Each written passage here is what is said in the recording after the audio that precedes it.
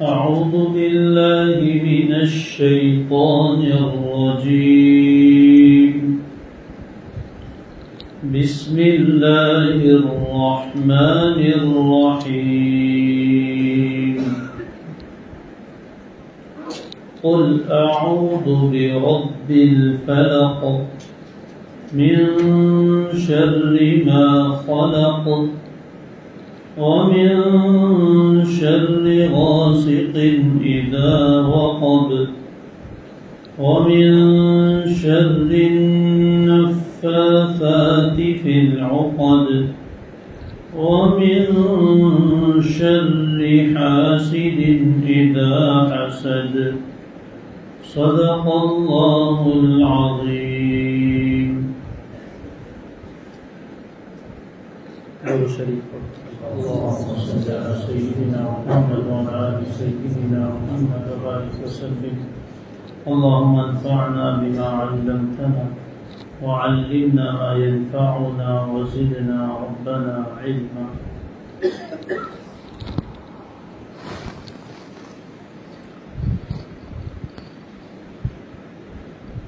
قرآن مجید کی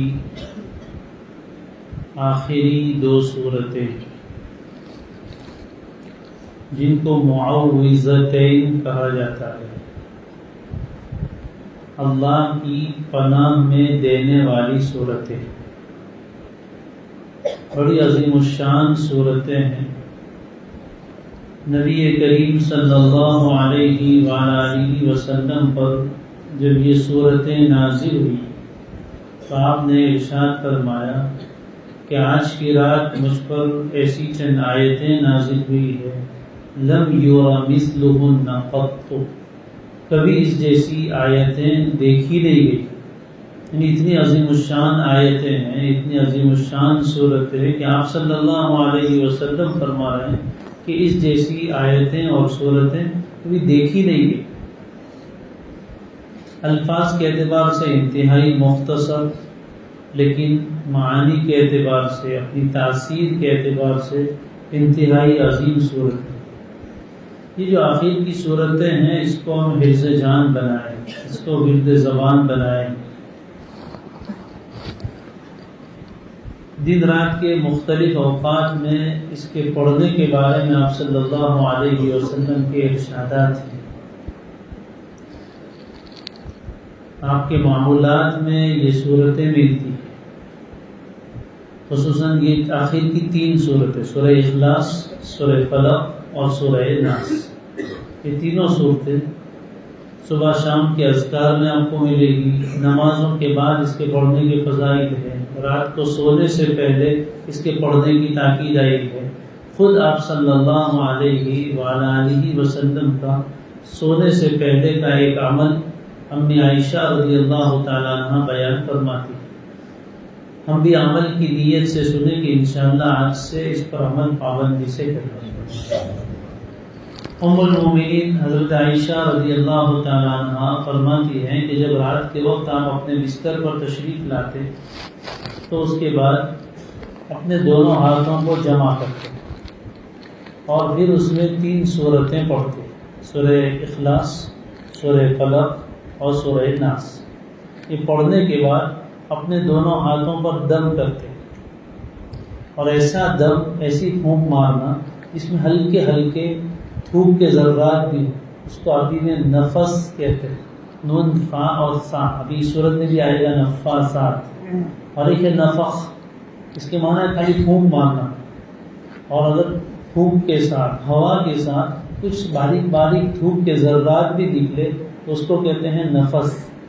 یہ اپنے دونوں ہاتھوں پر دم کرتے اور اس کے بعد پھر پہلے اپنے سر مبارک پر، پھر اپنے چہرے پر، پھر اپنے سینے مبارک پر، پھر آگے پیٹ پر اور نیچے پیر پر آگے کی جانب نیچے تک، پھر پیچھے سے پیر کی طرف سے شروع کر کے پیچھے والے حصے پر جہاں تک ہاتھ پہنچتا تو پورے بدن پر آپ صلی اللہ علیہ وسلم اس طرح ہاتھ پھیر دیا کرتے تھے. ایسا آپ 3 مرتبہ کرتے تھے. ایک مرتبہ پھر دوبارہ پڑھتے، پھر ایسا کرتے، پھر تیسری مرتبہ پڑھتے اور پھر ایسا کرتے. اس سے اندازہ لگائیے کہ یہ صورتیں کتنی عظیم الشان ہے. روایت میں ہے کہ پہلے آپ صلی اللہ علیہ وسلم بہت ساری حفاظت کی دعائیں پڑھتے تھے. جب یہ صورتیں نازل ہوئی تو آپ نے ان صورتوں کو لازم پکڑ لیا اور ان کے ذریعے سے اللہ کی پناہ لیا کرتے تھے.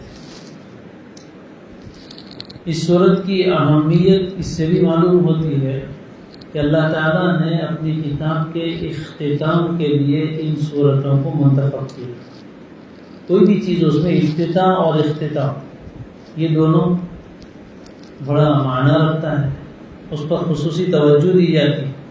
شروعات اچھی ہو اور اختتام اچھا ہو. قرآن تو پورا ہی اچھا ہے، لیکن قرآن کی ابتدا سورہ فاتحہ الحمدللہ ہم نے پڑھی اور قرآن کے اختتام پر یہ دو صورتیں، اس کے ذریعے سے اللہ نے اپنی کتاب کو ختم کروایا اور اس ترتیب پر قرآن مجید ہمارے سامنے آیا. آخری بیماری کے دنوں میں جب آپ صلی اللہ علیہ وسلم پر انتہائی نفاحت اور کمزوری ہو گئی، آپ صحیح پڑھ بھی نہیں پاتے، امی عائشہ رضی اللہ عنہ فرماتی میں یہ دو صورتیں پڑھ کر آپ کے دست مبارک پر دم کرتی اور پھر آپ کے بدن پر پھیر لیا کرتی. تو یہ خزانہ ہے حفاظت کا، خزانہ ہے حفاظت کا. ہر نماز کے بعد اس کے پڑھنے کا معمول بنائے، صبح شام کی دعاؤں میں اس کا معمول بنائے، رات کو سونے سے پہلے اس کا معمول بنائے.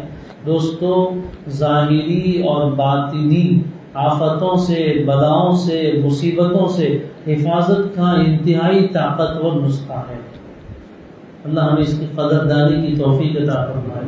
ہم مصیبتوں سے ڈرتے ہیں اور اس سے حفاظت کے لیے پتہ نہیں کیا کیا کام کرتے ہیں، اتنے پیسے خرچ کرتے ہیں اور پتہ نہیں کہاں کہاں کے سفر کرتے ہیں، کس کس کے پاس جاتے ہیں. اللہ تعالیٰ نے اتنی عظیم نعمت عام کر دی ہم سب کے لیے. اللہ ہمیں اس کی قدردانی کی توفیق عطا فرمائے. ان صورتوں کے مضامین کو سمجھنے کے لیے پہلے یہ بات ہم سمجھ لیں کہ دنیا میں دو چیزیں ہیں، خیر اور شر، نفع اور نقصان، اچھائی اور برائی. اللہ تعالیٰ نے دونوں چیزیں پیدا کی ہیں، خیر بھی پیدا فرمایا، شر بھی. اندھیرے بھی ہے، اجالے بھی ہے، بدصورت بھی ہے، خوبصورت بھی ہے، اچھے بھی ہے، برے بھی ہے. انبیاء کی جماعت ہے تو ابلیس بھی ہے. اچھائی اور برائی دونوں اللہ تعالیٰ نے پیدا فرمائی ہے. اللہ خالق خیر بھی ہے اور خالق شر بھی. اب انسان کیا چاہتا ہے؟ نفع حاصل کرے، نقصان سے اپنے آپ کو بچائے. دونوں چیزیں، جلب منفعت ہے، نفع حاصل کرنا ہے، اور دفع مضرت ہے، نقصان کی چیزوں سے اپنے آپ کو بچانا ہے. خیر حاصل کرنی ہے اور شر سے اپنے آپ کو بچانا ہے. لیکن شر تو لگا ہوا ہے، ہر جگہ شر ہے. تو ان دو صورتوں میں اللہ تبارک و تعالی نے اپنے پیارے نبی صلی اللہ علیہ وسلم کے واسطے سے ہمیں یہ تعلیم فرمائی کہ ہم ظاہری اور باطنی، جسمانی اور روحانی، دنیاوی اور اخروی نقصانات سے، شرور سے، برائیوں سے اپنی حفاظت کیسے کریں. اللہ تعالیٰ کی پناہ میں کن الفاظ کے ذریعے سے آئے، یہ طریقہ ہمیں سکھا دیا.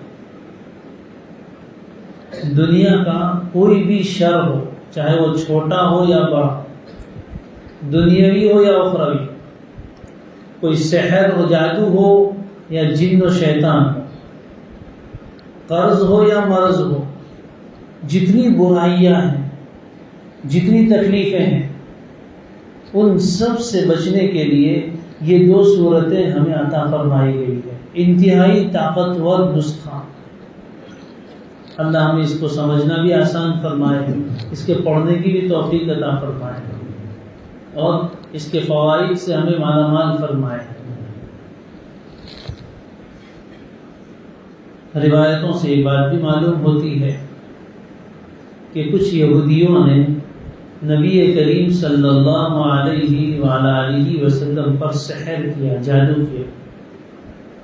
جس کا اثر یہ ہوتا تھا کہ کوئی کام نہ کیا ہو تو آپ کو ایسا لگتا تھا کہ کر لیا، اور کوئی کام ہو گیا ہو تو ایسا خیال ہوتا تھا کہ ابھی باقی ہے، جس کی وجہ سے آپ کو کلفت ہوتی تھی. خواب کے ذریعے سے آپ کو بتایا گیا کہ جادو کہاں ہے، جادو کہاں ہے، کس جگہ دبایا گیا ہے، اس کی بھی ایک حقیقت ہے، اس پر ایمان لانا ضروری ہے۔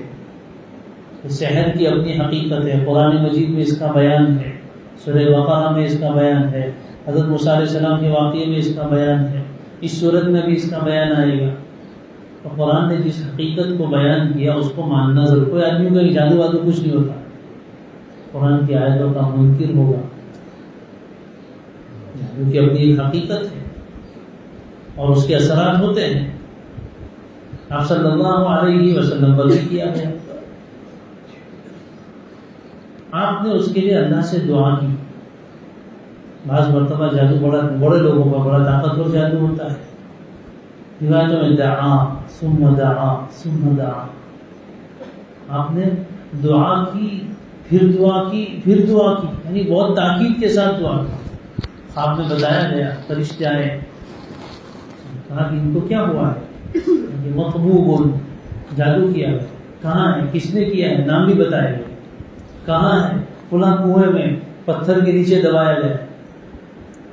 آپ علیہ السلام اپنے چند صحابہ کو لے کر تشریف لے گئے، کنویں میں اتارا، وہ پتھر ہٹا کے اس کے نیچے سے نکالا، فی مشت و مشافہ، کنگھی میں، اور کچھ کنگھی کے دندانے تھے اور اس میں کچھ بال تھے، اس میں گرہیں لگائی گئی تھی، نیچے دبایا گیا، نکالا۔ قرآن کی آیتیں نازل ہوئی، آپ پڑھتے گئے، جیسے جیسے یہ آیتیں پڑھتے گئے ویسے ویسے گرہیں کھلتی گئی، سحر کا اثر ختم ہو گیا۔ بتایا گیا، صرف دعا سے ختم نہیں کیا گیا، وہاں پہنچایا گیا، وہاں سے نکلوایا گیا، کچھ پڑھایا گیا، اس کو ختم کیا گیا۔ بہرحال تو اس کی اپنی ایک حقیقت ہے۔ اس سے بھی اندازہ لگائے ان آیتوں کی قوت و طاقت کا۔ کوئی دنیا کا جادو، کوئی نظر، کوئی شر اس کے سامنے نہیں ٹک سکتا اگر یقین کے ساتھ پڑھا جائے۔ اتنی عظیم الشان یہ صورت ہے، اور سب سے بڑھ کر دوستوں ہماری سب سے بڑی ضرورت ہے۔ ہر انسان کے آزو بازو شر لگا ہوا ہے، تو کیسے اس سے بچیں گے؟ تو دعا سکھائیں، یہ دو صورتیں دیکھیے۔ بسم اللہ الرحمن الرحیم، قل، اے پیغمبر آپ یوں کہیے، اللہ تعالیٰ کی طرف سے حکم ملا کہ اللہ سے پناہ لینی ہے، اللہ کی پناہ لینی ہے، تو ان الفاظ کے ذریعے سے اللہ کی پناہ میں آئیے۔ الفاظ کے بھی بڑے معنی ہوتے ہیں، اس کا بھی بڑا وزن اور خصوصیت ہوتی ہے۔ ہم کوئی اور الفاظ کے ذریعے سے اللہ کی پناہ مانگیں، اور ایک وہ الفاظ جو خود اللہ نے سکھائے، کون اس کا مقابلہ کر سکتا ہے؟ سب سے پہلا لفظ ہے اعوذ۔ ہم روزانہ پڑھتے ہی رہتے ہیں، قرآن پڑھنے سے پہلے اعوذ پڑھتے ہیں، استنجا خانے میں جاتے ہیں تو اعوذ اللہم انی اعوذ بک من الخبث والخبائث، اور بھی بہت ساری جگہوں پر ہمیں اس کی ضرورت پڑتی ہے۔ اس کا معنی اچھی طرح سمجھ لیں تو پھر کیفیت اچھی پیدا ہوتی ہے۔ اعوذ کا ترجمہ تو عام طور پر کرتے ہیں پناہ لینا، لیکن یہ اس کا اصل معنی نہیں ہے، لازمی ترجمہ ہے۔ عربی سے یعنی کوئی بھی زبان کو جب دوسری زبان میں منتقل کیا جاتا ہے تو ہر جگہ لفظی ترجمہ نہیں کیا جاتا، مفہوم اور اس کا جو لازمی ترجمہ ہوتا ہے وہ کیا جاتا ہے۔ تو اعوذ سے بنا ہے عین، واو اور ذال، یہ اصل لفظ ہے۔ اس کے عربی میں دو معنی آتے ہیں، ایک معنی چپکنا اور ایک معنی چھپنا۔ چپکنا اور چھپنا یہ اصل معنی ہے۔ تو پھر پناہ کہاں سے آ گئی؟ ابھی انشاءاللہ سمجھ میں آئے گا۔ گوشت تو کھاتے رہتے ہیں، نہاری بھی کھائی ہے، ہڈی والا گوشت آتا ہے نا، نلی جس کو بولتے ہیں، اس کے اوپر گوشت ہوتا ہے، بہت لذیذ بھی ہوتا ہے اور بہت مقوی بھی ہوتا ہے۔ اہل عرب بولتے ہیں اطیب اللحم عوضہ، سب سے اچھا گوشت وہ ہے کون سا؟ جو ہڈی کے اوپر چپکا ہوا ہو۔ ہڈی کھانے کی، نلی نہاری کھانے کی فضیلت معلوم ہوگی۔ تو اس کو کیوں عوض کہتے ہیں؟ اس لیے کہ ہڈی کے ساتھ ایک تو وہ چپکا ہوتا ہے اور ہڈی اس کے نیچے چھپ جاتی ہے، گوشت اوپر آ جاتا ہے تو نیچے کی ہڈی دکھتی نہیں ہے، اس کو بولتے ہیں عوض۔ اسی طرح اونٹنی کا بچہ ہوتا ہے، جب وہ دودھ پیتا ہو تو جب بچہ اونٹنی کے ساتھ دودھ پینے کے لیے اس کے تھن سے منہ لگائے ہوئے ہوتا ہے تو اس کو بولتے ہیں الناقۃ العائز، وہ اونٹنی جو اپنی ماں کے تھنوں کے ساتھ چپکی ہوئی۔ دو باتیں سمجھ میں آ گئی. اب پناہ لینے والا کیا کرتا ہے اس کو سمجھنا ہے. استعاذہ اعظم العبادات. علامہ ابن الجوزی فرماتے ہیں الاستعاذۃ اعظم العبادات. استعاذہ عبادتوں میں سب سے بڑی عبادت ہے. کیسے عبادت بن گئی؟ اس لیے کہ استعاذہ کا معنی پہلے سمجھیے، اللہ کی پناہ لینا. تو استعاذہ کا معنی تو میں نے آپ کو بتایا چپکنا اور چھپنا. اب کس طرح چپکیں گے کس طرح چھپیں گے انشاءاللہ بھی بتاتا ہوں. دوسری چیز، ایک ہے پناہ لینے والا، ایک ہے جس کی پناہ لے رہا ہے وہ مستعیذ ہے، مستعاذ منہ ہے، اور جس چیز سے بچنے کے لیے پناہ لے رہا ہے وہ ہے.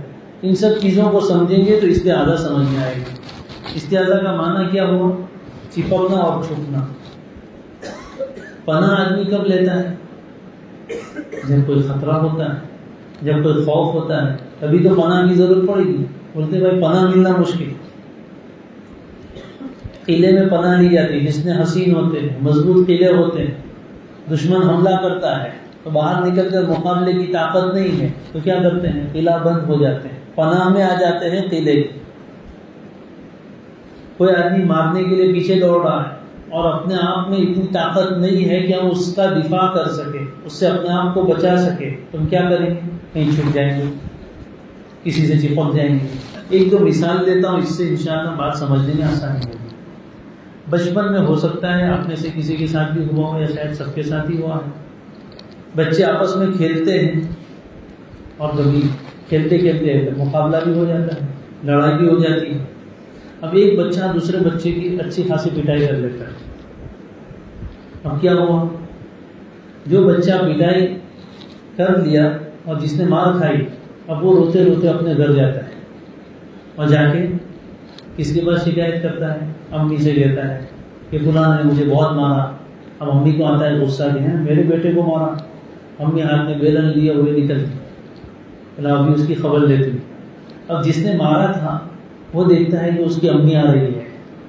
اب اس کو سمجھ میں آ گیا کہ بچے سے تو نمٹ لیا، اس کی ماں سے تو میں نمٹ نہیں سکتا ہوں. اس کو احساس ہوا اپنی کمزوری کا، اپنی عاجزی کا، کہ میں اس کی امی کا مقابلہ نہیں کر سکتا. اب یہ کیا کرے گا؟ اس کے ذہن میں سب سے پہلے کس کا تصور آئے گا؟ اپنی امی کا. یہاں سے بھاگے گا اور سیدھا جا کے امی کی گود میں چھپ جائے گا، چپک جائے گا. یہ ہے پناہ. اس نے اپنی ماں کی پناہ لی، اس کے ساتھ جا کر چپک گیا. اب اس کو یقین ہے کہ کچھ بھی ہو جائے میری ماں اس عورت کو مجھے ہاتھ نہیں لگانے گی، اپنی جان پر کھیل جائے گی. کتنا اطمینان ہوتا ہے اس کو جب وہ اپنی ماں کے سینے سے لگ جاتا ہے. دوسری اس کی مثال سمجھنی ہو، بندریا آپ نے دیکھی ہو، کانگارو دیکھا ہو، اور اپنے بچے کو کیسا سینے سے چپکا کر بھاگتے ہیں. یہ کیفیت ہے چپکنے کی اور چھپنے کی. اس کو کہتے ہیں استعاذہ، پناہ لینا. اب پناہ لینے میں چونکہ یہ دونوں چیزیں ہوتی ہیں اس لیے اس کو پناہ سے ترجمہ کر دیا جاتا ہے. اب پناہ لینے والے کون؟ ہم.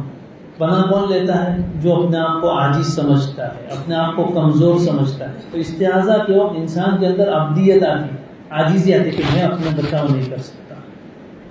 جس کی پناہ لیتا ہے وہ کون ہوتا ہے؟ قوی اور طاقتور. اپنے جیسے کمزور کی پناہ کو لیتا ہے نہیں. ایسی ذات کے پاس انسان پناہ کے لیے جاتا ہے کہ جس کے بارے میں اس کو یقین ہو کہ میری حفاظت پر قادر ہے. تو جب ہم اللہ کی پناہ لیتے ہیں تو اللہ کی قوت کا اعتراف ہے کہ ہمیں یقین ہے کہ اللہ ہماری حفاظت کر سکتا ہے، اور کون کر سکتا ہے.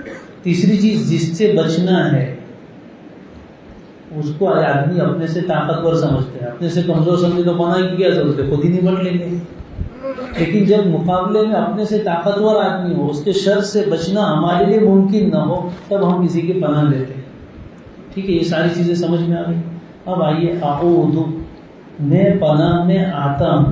میں پناہ مانگتا ہوں نہیں، اعوذ کا ترجمہ بہت سی مرتبہ کر لیتے ہیں، میں پناہ مانگتا ہوں. مانگنا الگ چیز ہے اور آنا الگ ہے. کوئی چیز مانگے تو ہو سکتا ہے مل جائے، ہو سکتا ہے نہ ملے. اور یہ کہنا کہ میں پناہ میں آتا ہوں، اس میں یقین کی کیفیت ہے. اب کس کی پناہ میں آ رہا ہے؟ بی رب الفلق. کبھی پڑھتا ہے اعوذ باللہ، اللہ کی پناہ. کبھی کہتے ہیں برب الفلق، الگ الگ اللہ کی صفات بیان کی جائے. اب یہاں تو کوئی اللہ تو جسم سے پاک ہے، یہاں تو کوئی چھپنے کا چھپنے کا معنی نہیں ہے. لیکن علامہ ابن القیم رحمہ اللہ فرماتے ہیں کہ اگر آپ نے اس کا یہ معنی سمجھ لیا تو اس سے آگے پھر وہ کیفیت پیدا ہوتی ہے جس کو الفاظ سے بیان نہیں کیا جا سکتا، محسوس کیا جاتا ہے. گویا کہ ایک آدمی شیطان سے اور شرور سے بچنے کے لیے بھاگتا ہے اور اللہ کی رحمت کی آغوش میں آ جاتا ہے. اللہ کی رحمت اس کو پورا اپنے اندر کور کر لیتی، چھپا لیتی. اب جب اللہ کی رحمت نے چھپ گیا تو کس کی مجال ہے کہ اس کا کوئی بال نکاح کر سکے؟ کس شر کی مجال ہے کہ اس تک رسائی حاصل کر سکے؟ کون اس محفوظ قلعے کو توڑ سکتا ہے؟ اب کیسی یقین کی کیفیت پیدا ہو. اعوذ، میں پناہ میں آتا ہوں کس کی؟ برب الفلق، صبح کے رب کی. فلق اصل میں کہتے ہیں پھاڑنے کو. ان اللہ فالق الحب والنوى، اللہ فالق ہے، پھاڑنے والے. کیا پھاڑتے ہیں؟ دانے کو پھاڑ کے اس میں سے پودا نکالتے ہیں. رات کے اندھیرے کو چیر کے اس میں سے صبح کی روشنی نکالتے ہیں. رب الفلق ہے اللہ. تو جس ذات میں اتنی طاقت ہے کہ وہ رات کے گھٹا تو اندھیرے کو چیر کے صبح کی روشنی لا کر پورے کائنات کو روشن کر سکتا ہے، وہ ذات کتنی طاقت ہو. تو جس کی پناہ میں ہم جا رہے ہیں اس رب کی طاقت کا دل میں احساس ہونا چاہیے کہ رب الفلق کی پناہ میں رہا ہوں، کسی اور کی نہیں. جو رات کے اندھیرے کو چیر سکتا ہے، دن کی روشنی لا سکتا ہے، جو دانے کو پھاڑ کے اس میں سے پودا نکال سکتا ہے، وہ اللہ کیسا طاقت والا. اس طاقت والے رب کی پناہ میں آ رہا. اور حکیم ترمذی فرماتے ہیں کہ رب الفلق کا معنی یہ ہے کہ جو کفر و شرک کے اندھیرے کو پھاڑ کر توحید کا نور نکال لاتا ہے، اس رب کی پناہ میں آتا ہے. اعوذ برب الفلق، اللہ کی ایک صفت بیان کی، رب الفلق ہے. ہر بند چیز کو پھاڑ کے اس میں سے رستہ نکالنے والا رب الفلق. اس کی پناہ میں آ. اس سے بچنے کے لیے ابھی اہم چیز، من شر ما خلق، تمام کی تمام مخلوقات کے شر سے بچنے کے لیے. ظاہر جتنا شر ہے وہ کسی نہ کسی مخلوق سے آئے گا. خالق تو شر سے پاک ہے. الشر لیس الیک، تو مخلوق میں شر ہے. اب وہ مخلوق چاہے سورج و چاند ہو، ستارے ہوں، وہ مخلوق چاہے جنات و شیاطین ہو، وہ مخلوق چاہے انسان ہو، چاہے درندے پرندے چرندے کوئی بھی ہو. جتنی مخلوقات ہیں ان میں جو کوئی شر ہو سکتا ہے ان تمام شرور سے بچنے کے لیے رب الفلق کی پناہ میں آ گئے. اب تصور یہ ہو کہ ساری طرف سے برائیاں میری طرف آ رہی ہے لیکن میں اللہ کی پناہ میں ہوں. اب وہ برائیاں مجھ تک نہیں پہنچ سکتی. من شر ما خلق، ایک چیز اس سے یہ بھی معلوم ہوئی کہ ہر مخلوق میں شر ہے، اگرچہ وہ ہمارے سامنے ظاہر ہو یا نہ ہو. اس لیے ہر مخلوق کی شر سے پناہ مانگنی چاہیے. موبائل بھی مخلوقات میں سے ایک مخلوق ہے، اس کے شر سے بھی پناہ مانگنی چاہیے. وہ بھی اس میں آ جائے گا، بھی اس میں آ جائے گا. خود انسان کے اندر بھی شر ہے، ہمارے نفس میں شر نہیں ہے. اور انسان کو سب سے زیادہ تکلیف اپنے نفس کے شر سے ہوتی ہے، وہ بھی اس میں داخل ہے. اپنا نفس بھی، دوسرے انسان بھی داخل ہے. اور کس انسان کے شر سے کس وقت کس کو کہاں تکلیف پہنچے کچھ معلوم نہیں. اس لیے کہ تکلیف دینے کے لیے سامنے بیٹھنا ضروری نہیں ہے. غائبانہ بھی تکلیف ہوتی ہے جیسے ابھی آگے آئے گا. تو جتنی مخلوقات ہیں، ابلیس اور اس کی ساری ذریت، جنات اور اس کی ساری اولاد، شیاطین اس میں آ گئے، جنات آ گئے، سحر آ گیا، ساری جتنی خطرناک قسم کی مشینیں وہ آ گئی، اس کا بھی شر ہے. آپ کے پاس بہترین مرسیڈیز کار ہے، اس کا بھی شر ہے. ایکسیڈنٹ ہوئی، اس کا شر ہے.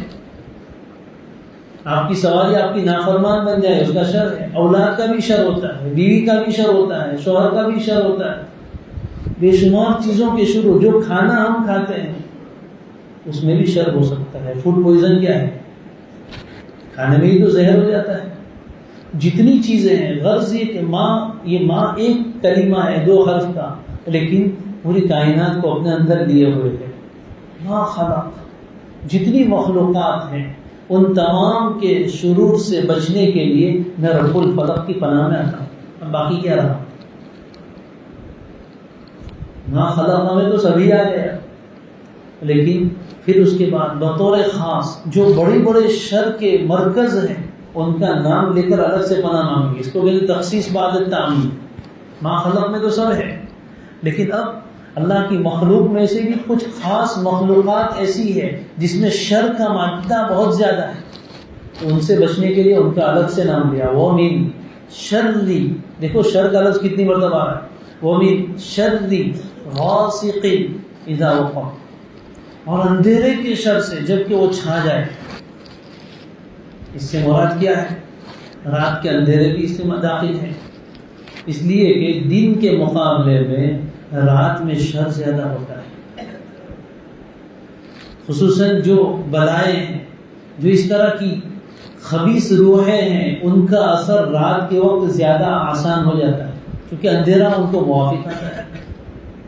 اسی لیے روایتوں میں ہے کہ جیسے ہی مغرب ہوتی ہے شیطان کے لشکر چھوٹتے ہیں. روایتوں میں یہ بھی ہے دروازے بند کرنے چاہیے، اغلقوا الابواب، بچوں کو گھر میں لے لینا چاہیے. اس وقت شر پھیلتا ہے، اس وقت شر پھیلتا ہے. تو من شر غاسق، رات کے شر سے جب کہ وہ چھا جائے، جب ایک دم گہری ہو جاتی ہے اس وقت شیاطین کا عمل دخل شروع ہوتا ہے. سب کالے دھندے رات کو ہوتے ہیں، سب کالے دھندے رات کو ہوتے ہیں. لوگ کہتے کالا جادو، وہ سفید ہوتا کب ہے؟ وہ کالا ہی ہوتا ہے. کالے دھندے سب رات میں ہوتے ہیں، اور رات کا شر بڑا خطرناک. آدمی رات کو سوتا ہے مالدار اور صبح غریب ہو جاتا ہے، اچانک حالات بدل جاتے ہیں. اور حضرت شاہ صاحب فرماتے ہیں کہ غاسق کے اندھیرے میں باطن کے اندھیرے بھی آ گئے، دل میں بھی اندھیرے ہوتے ہیں. ظلمات بعضها فوق بعض، اعمال کے اندھیرے ہوتے ہیں، برے اعمال کے. او كظلمات في بحر لجي يغشاه موج من فوقه موج من فوقه سحاب. اندھیروں میں اندھیرے، ظلمات بعضها فوق بعض. نفس کے اندھیرے ہوتے ہیں، جہالت کے اندھیرے ہوتے ہیں، ضلالت کے اندھیرے ہوتے ہیں، برے اعمال اور سیئات کے اندھیرے ہوتے ہیں جو انسان کو صحیح راستہ نظر نہیں آنے دیتے. اس کے شر سے بھی اللہ کی پناہ لی.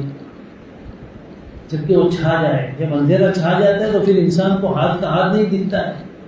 اللہ حفاظت فرمائے.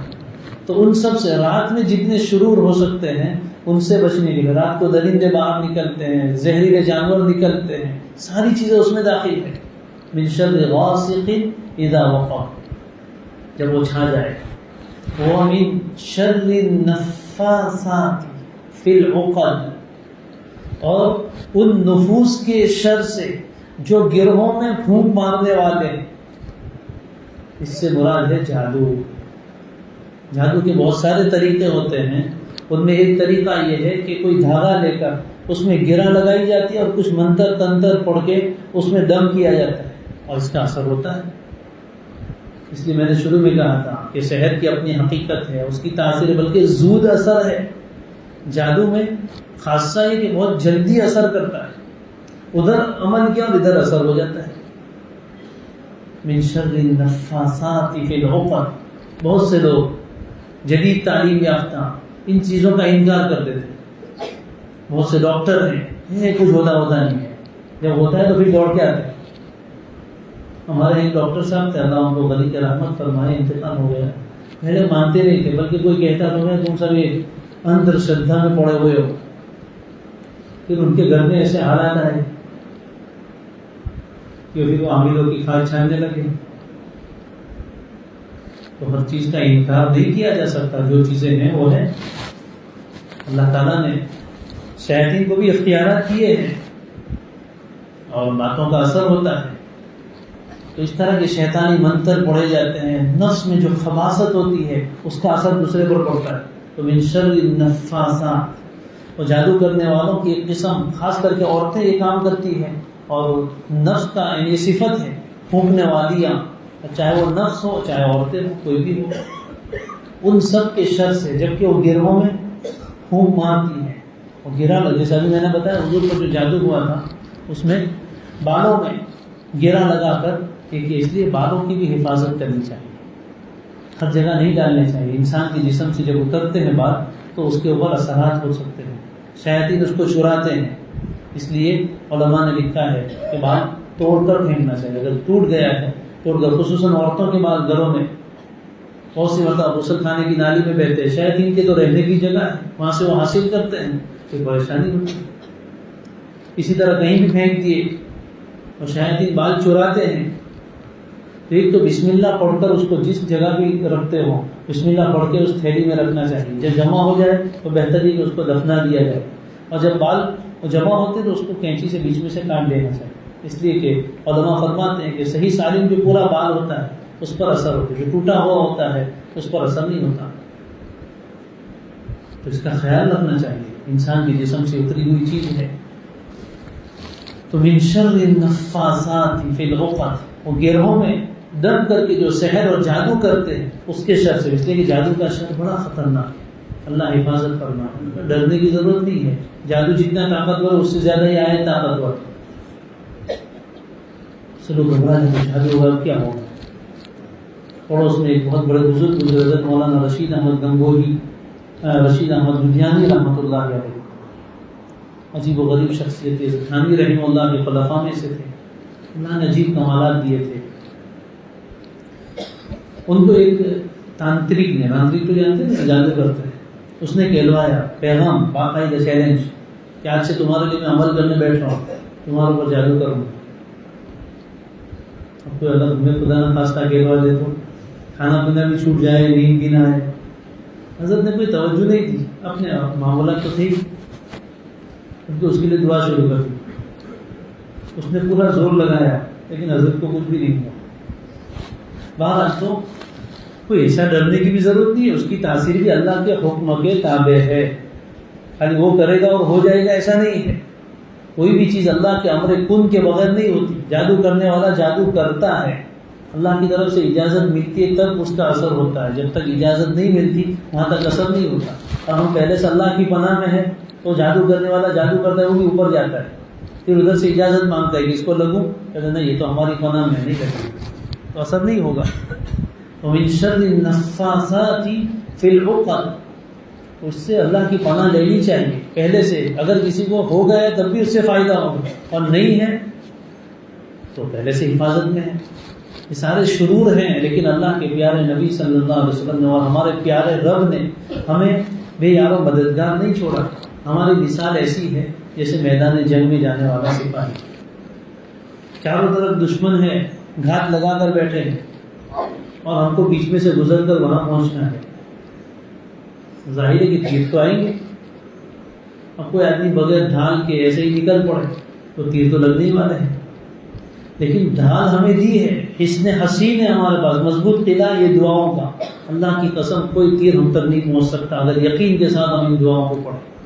ومن شر النفاثات فی العقد، تو جتنا سحر ہے ان سب سے حفاظت کے لیے ہمیں سکھایا ہے۔ معلومہ بڑا خطرناک شر ہے جس کو خاص نام لے کر پن آؤٹ کیا گیا کہ اس سے بھی اللہ کی پناہ مانگو، اور اس کا برا ہونا بھی ظاہر ہے۔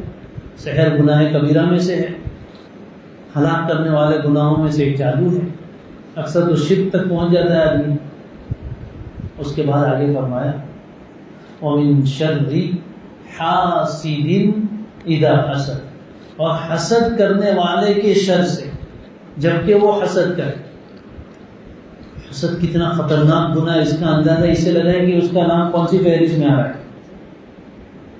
جو بڑے بڑے شرور ہیں، جادو ہے اور رات کا شر ہے اور یہ جادوگر عورتوں کا شر ہے، اس کے ساتھ حاسد کا نام آ رہا ہے، اس کی برائی سمجھنے کے لیے اتنا ہی کافی ہے کہ اتنی خطرناک اور اتنی گھناؤنی چیز ہے کہ اللہ نے اس کا نام کس فہرست میں شمار کیا۔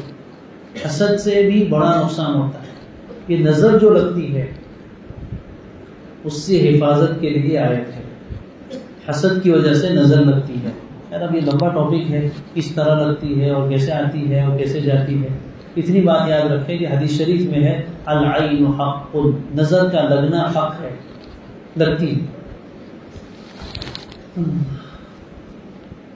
بچوں کو، کمزور دل والوں کو جلدی لگ جاتی ہے، عورتوں کو جلدی لگ جاتی ہے، اس لیے بچوں کو زیادہ جلدی لگتی ہے۔ کمزور دل پھر وہ پڑھتے کچھ نہیں، اس لیے ان کو جلدی لگتی ہے. عورتوں کے دل کمزور ہوتے ہیں تو ان کو جلدی لگتی ہے، اس لیے کہ یہ سارا کھیل تاثیر و تاثر کا ہے، ایک اثر ڈالنے والا اور ایک اثر لینے والا. اب جو آدمی حاسد ہے اس کے اندر کسی کی نعمت کو دیکھ کر جو جیلسی، جو جلن پیدا ہوتی ہے، جو خباثت دل میں پیدا ہوتی ہے، خود اس سے ایک چیز نکلتی ہے اندر سے. روایتوں سے تو یہ بات معلوم ہوتی ہے کہ شیطان اس کی خدمت کے لیے فوراً حاضر ہوتا ہے جب یہ جذبہ پیدا ہوتا ہے. اب اس کے اندر جو خباثت پیدا ہوئی وہ اس کے اندر سے نکلتی ہے تیر بن کر، اور جو محسود ہے جس پر حسد کیا جا رہا ہے اس تک وہ تیر پہنچتے. اب اگر وہ پہلے سے اللہ کی حفاظت میں ہے تو وہ تیر ٹکرا کے چلے جاتے ہیں. کبھی اتنی زور کی نظر ہوتی کہ خود اسی کو لگتی. رددت عین العائن علی والا حب الناس الیہ، اس پر جاتی ہے اور وہ خود بیمار پڑ جاتا ہے. لیکن یہ آدمی اگر حفاظت میں نہیں ہے تو پھر اس کو لگ جاتی ہے. وہ بری نظر والے تیرا منہ کالا، ایسا لکھنے سے تھوڑی چلی جائے گی، لیکن وہ لکھنے کا بھی ایک ٹوٹکا ہے. تو جب دیکھتا ہے آدمی تو اس کے اندر وہ جذبہ ختم ہو جاتا ہے، میرا منہ کالا گہرا ہے. ہر چیز کی اپنی تاثیر ہوتی ہے. کوئی جوتا لٹکاتا ہے، ٹرک والوں کو دیکھو، کوئی لیمو اور مرچیں لٹکاتا ہے. تو کسی نے ہر چیز کے پیچھے کچھ نہ کچھ لاجک ہوتا ہے. یہ بیڈ انرجی ہے، بیڈ انرجی ہے جو آتی ہے اور لگتی ہے انسان کو، اور ایک گڈ انرجی ہے، اچھی انسان کے اندر سے انرجی نکلتی ہے تو آدمی کو ہر چیز میں دل لگتا ہے. بیڈ انرجی انسان کے پاس آ جاتی ہے تو پھر اس کا کسی کام میں دل نہیں لگتا، طبیعت پژمردہ ہو جاتی ہے، ایک دم سے آدمی ڈھیلا ہو جاتا ہے. اثرات ہوتے ہیں نظر کے، اور جب نظر کے اثرات ختم ہوتے ہیں تو فوراً آدمی ایک دم کانما نشیط من عقاب، جیسے کسی کو رسی میں جکڑا ہوا چھوڑ دیا تو کیسے ایک دم فریش ہو جاتا ہے، ایسا ہو جاتا ہے. ہر چیز پہ نظر لگتی ہے، صحت پہ لگتی ہے، مال پہ لگتی ہے، مختلف چیزوں پر لگتی ہے. تو اس سے بچنے کے لیے دعا سکھائی گئی وَمِن شَرِّ حاسد. کبھی تو پھر حسد والا آگے کچھ کرتا بھی ہے، حسد میں آ کر جادو کرواتا ہے اور کچھ کرتا ہے، یہ بھی ہے. اور کبھی کچھ کرتا نہیں ہے، صرف حسد اس کے اندر پیدا ہوتا ہے. تو اذا حسد، یہ اذا حسد اس لیے بڑا ہے کہ جب وہ حسد کرتا ہے تو اس کے اندر سے جو خباثت نکلتی ہے، وہ بیڈ انرجی، وہ شیطان پہنچاتا ہے اس محسود آدمی تک. اس سے بچنے کے لیے اللہ کی بات. کبھی وہ خود ارادہ نہیں کرتا ہے کہ وہ اس کو میں نظر لگاؤں. بعض لوگ تو ایسے مستقل ہوتے ہیں نظر لگانے والے. شریعت اسلامیہ میں اس کا حکم یہ ہے کہ کسی آدمی کے بارے میں تجربات سے معلوم ہو جائے کہ اس کا کام یہ سب کو نظر لگانے کا، اس کو پکڑ کے قید خانے میں ڈال دیں گے اور اندھیری کوٹری میں اس کو بند کر دیں گے. اس کے آزو بازو کوئی جانا بھی نہیں، اس کو اس لیے بیٹھے بیٹھے بھی لگائے گا، دیکھنا کوئی ضروری نہیں ہے. اس لیے ہر نعمت کو ظاہر نہیں کرنا چاہیے. حاسدین ہوتے ہیں، پھر حسد ہوتا ہے. نئی نئی شادیاں ہوتی ہیں، خوب اسٹیٹس پہ نہ ہر جگہ فوٹو وائرل کرتے ہیں. 8ویں دن پہ شوہر بیمار ہو گیا، کیا ہوا؟ نظر لگ گئی. دلہن اسٹیج پہ بیمار ہو گئی، ایسا بھی دیکھا گیا. بند دھنگے آتے ہیں لوگ، ہر آدمی تو دیکھ نہیں سکتا ہے نعمت کو، کچھ حفاظت کی دعائیں نہیں پڑھتے ہیں. کیسے منظر ہمارے قریبی تعلقات میں ایک آدمی کا نکاح ہوا، اسٹیج پہ دونوں بیٹھے. میں نے بہت منع کیا کہ بھائی یہ سب جھمیلے مت کرو، لیکن خیر نہیں مانے. اسٹیج کے اوپر بیوی کی طبیعت ایسی کر اٹھا کے اس کو لے جانا پڑا. حسد کی وجہ سے نظر لگ جاتی ہے. تو نظر سے حفاظت کے لیے بھی یہ سورت پڑھنے سے اللہ تعالیٰ نظر سے حفاظت بھی فرماتے ہیں، لگی ہو تو اس کو دور بھی فرماتے ہیں. بہرحال یہ چند آیتیں ہیں. ہر طرح کے ظاہری تکلیفیں، بیماریاں اور ہر طرح کے مرض، طرز، سحر، جادو، نظر اور اس طرح کی جتنے شرور بلائیں ہیں ان سب سے بچنے کے لیے اللہ تعالیٰ نے یہ دعا کی. حاکم کے شر سے بھی حفاظت اس میں آ گئی. ما خلق میں حاکم بھی ہے نا، وہ بھی تو اللہ کی مخلوق ہے، چاہے وہ کہیں کا بھی ہو، کوئی بھی ہو. پولیس وردی والوں سے بھی حفاظت ہے، وہ بھی اللہ کی مخلوق ہے، ان کا بھی شر اپنا ہے. ہر مخلوق کا شر ہے. ظاہر میں جو ہم اچھے دکھتے ہیں ان میں بھی شر ہوتا ہے، چھپا ہوتا ہے. کس کے شر سے کس وقت تکلیف پہنچے کچھ معلوم نہیں. اس لیے یہ بھی دعا کرنی. اس میں سوشل میڈیا بھی آ گیا. علماء نے باقاعدہ اس پر لکھا ہے کہ روزانہ دعا کر اللہ موبائل کے شر سے، سوشل میڈیا کے شر سے حفاظت ہو. لیکن ہم تو اس میں پھر نیکی کے کام کرتے ہیں، اچھے نیکی کے اسٹیٹس وائرل کرتے ہیں، لیکن اس میں شر چھپا ہے اور ہمیں نہیں پتا کہ کیا ہے. تو ہر چیز کے شر سے حفاظت کے لیے اس صورت کو ہم لازم پکڑیں. جب لگے کہ طبیعت ٹھیک نہیں ہے، یقین کے ساتھ ان معانی کو سمجھتے ہوئے پھر بار بار اس صورت کو پڑھیں. کل میں نے بتایا تھا کہ خاص تعداد میں پڑھنے کا بھی اپنا اثر ہوتا ہے. ایک مرتبہ پڑھنے سے غفلت ہوتی ہے. عام طور پر تکرار کا ایک فائدہ یہ بھی ہے کہ 2-4 مرتبہ پڑھتے تب تو دماغ حاضر ہوتا ہے.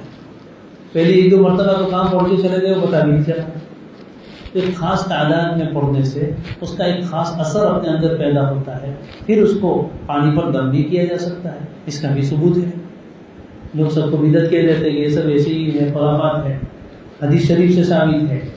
نبی کریم صلی اللہ علیہ وسلم نے صحابہ کو پانی پر دم کر کے دیا ہے. کچھ علاقے سے صحابہ آئے تھے، وہ علاقہ غیر مسلموں کا تھا، وہاں گرجا تھا. ایمان میں داخل ہو گئے. کہا کہ اللہ کے رسول ہمارے یہاں ایک گرجا ہے. فرمایا کہ اس کو توڑ کے اس کو مسجد بنا، اور پانی دیا کہ وہ پانی اس جگہ پر چھڑکنا. اب سفر بھی بہت لمبا تھا. آپ نے پانی پر دم کر کے دیا اور چمڑے کے مشکی سے جو پانی بھر لیا گیا. تو صحابہ نے عرض کیا کہ اللہ کے رسول گرمی بہت شدید ہے، وہاں پہنچتے تو پانی خشک ہو جائے گا. آپ نے فرمایا اس میں دوسرا پانی ملاتے رہو. لو اس کا بھی ثبوت مل گیا. اس میں دوسرا پانی ملاتے رہو. جب وہ کم ہو جائے تو اس میں دوسرا ملا دو، پھر کم ہو جائے تو دوسرا ملا دو. اس کے بھی اثرات ہوتے ہیں.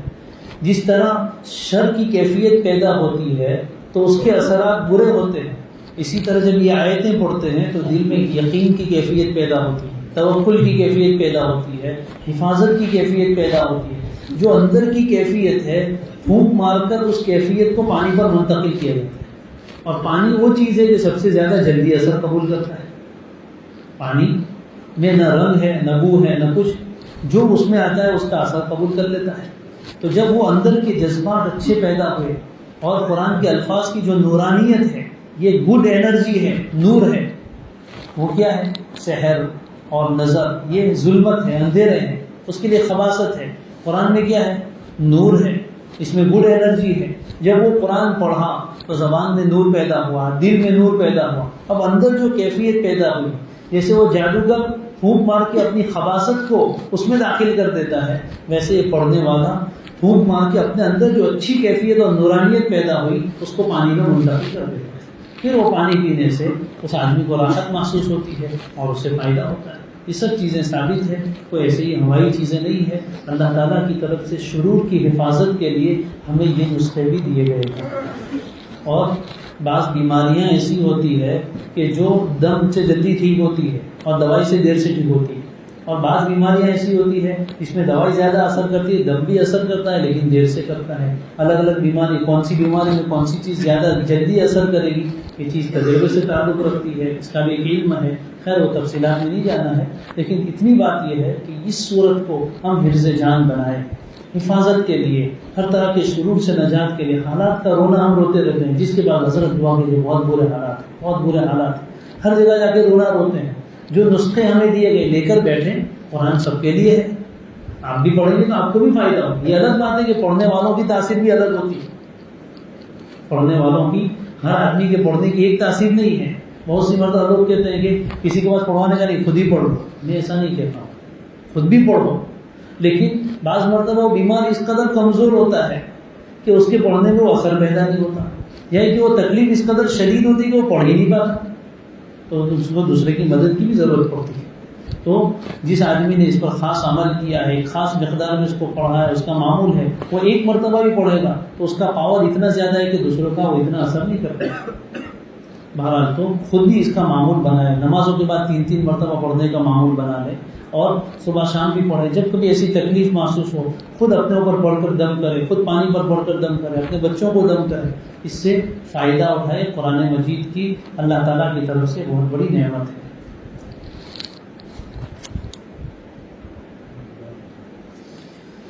پوچھا ہے کہ کینسر بھی ایک زہر ہے یا بیماری ہے تو بیماری، لیکن زہر کی بھی بہت ساری عام قسمیں ہیں.